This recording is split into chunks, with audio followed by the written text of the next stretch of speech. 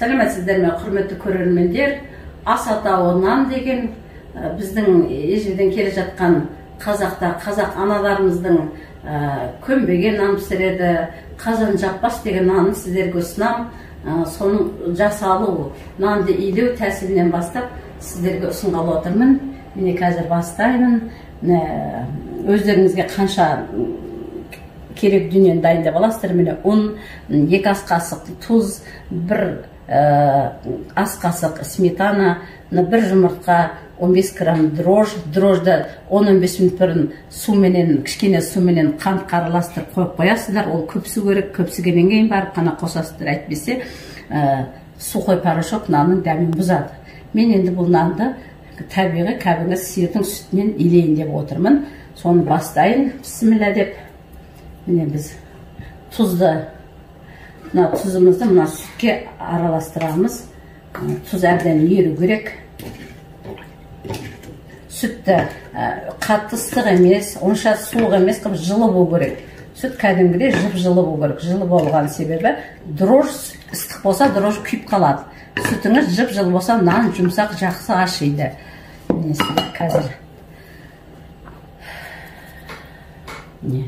сметана, алдымен сметаны өздеріңізге байланысты салмасаңыздар да болады. Сүт болғаннан кейін мен өзіме ұнайтын болған салдым. Жұмыртқаны да салса да салмаса да болады. Нанды пісіріп жүрген үйде кісілер біледі. Бірақ қазанына жаппаш нанды біздің жастарымыз біліп үйренсе деген. Ол әуестік нан ғой, дүкеннен күнде нан табылады, бірақ осындай қолдан пісірген нанды тоже жегісі келеді адамның енді. Илейміз. Нанды ақырын өте қаттығыма илеу керек. Әрине қолға перчатка иесі өздеріңізге байланысты. Мен азда бойынша перчаткамен жұмыс істей алмаймын, істегенім сезінбеймін. Сол себептен кимей қолымды жуып кеп осылай илеп жатырмын. Ақырын асықпай нанды илейміз. Қолын жеген нан деген әрине тәтті ғой, жақсы дүние ғой. Осылай сүтті қастарыңызға жылы дайындап аласыздар. Ішіндегі тұзын әбден ертіп аласыздар. Тұз еру керек, тұз сразу ери салмайды.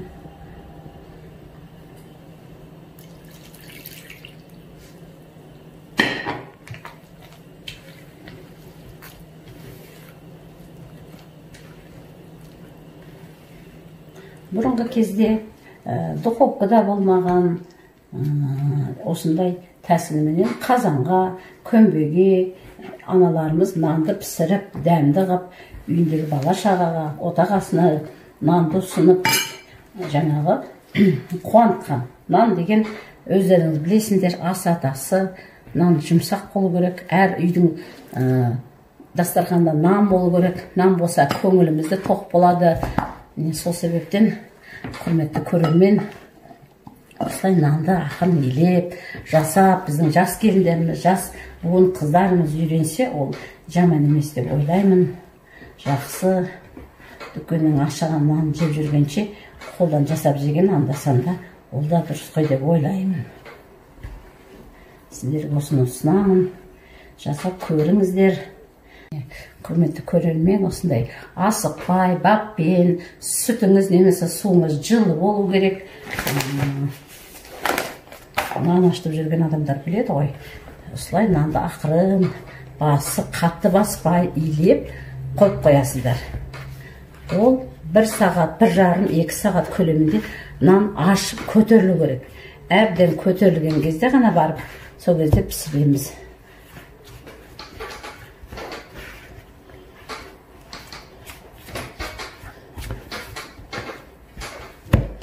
Жылы орап қоясыздар сосын. Міне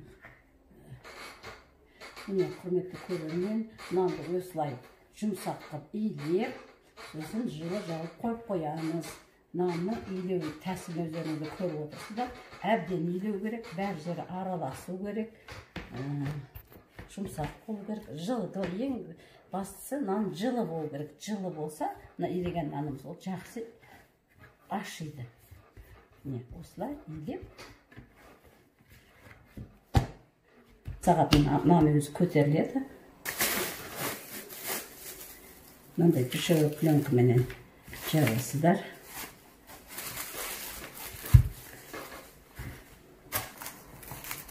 Мінеки енді құрметті көрермен, нанды осылай жылы орап жауып қоямыз. 2 сағат көлемінде ол ашу керек.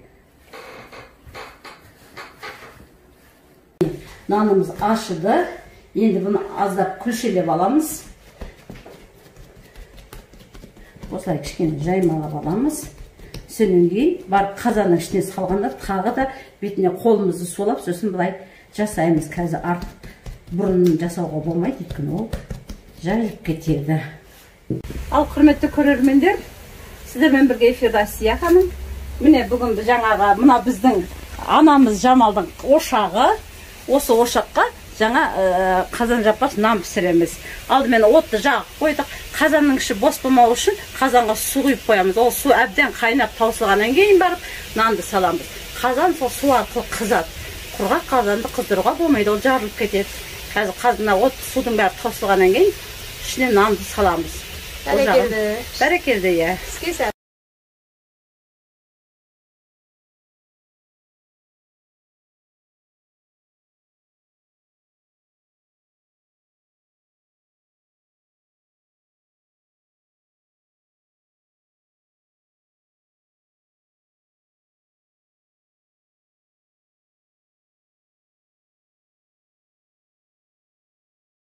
Енді қазанның түбіне, бетінің ішіне тұзды кішкене саламыз, нан ұстау үшін, ата нан ағып кетеді.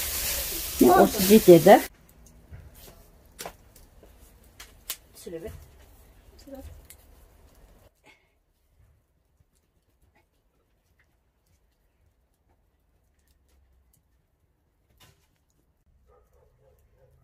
Отты көп лапылдатпаймыз, өйткені ол күйіп кетеді. Аздап қана. Лапылдаған оттың керек жоқ.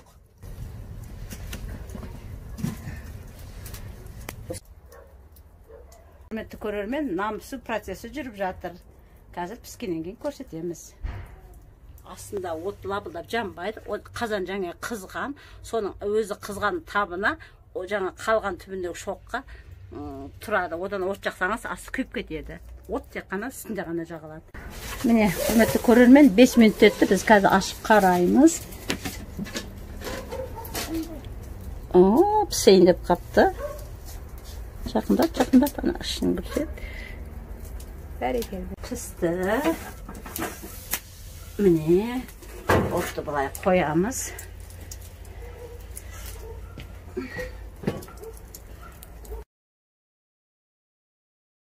Көрермен, нанның асты қалай пістеген көреміз. Міне, ыстық, міне, нан тамаша пісіпті. Нанды қазір қазанға апарып саламыз, үстінен отын қоямыз, сонымен піседі. Екінші нанды пісіріп жатырмыз, міне екіншісі. Ыстық. Екінші нанға мына үстіндегі жанып жатқан оттан бүйтіп астына қоямыз, өйткені ол асты суып қалады.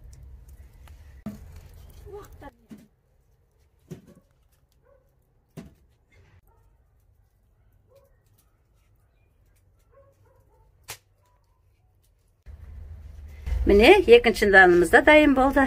Нанымыз дайын болды.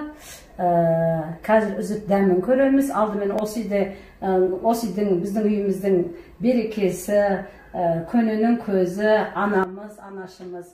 Осы кісіні алған тәлім тәрбиеміз, осы кісіден үйренгеніміз. Осы нанды үзіп анама берейін. Нан деген қасиетті дүние ғой.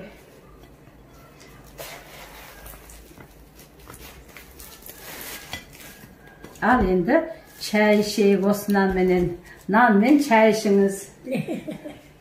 Рахмет. Ас болсын. Ас болсын, сіздер де осылай нан дайындап, өздерің дастархандарыңыз берекесін кіргізіңіздер. Құрметті көрермен, менің бүгінгі видеоролигім сіздерге ұнап жатса, мені қолдап, тіркеліп, лайк басуды ұмытпаңыздар.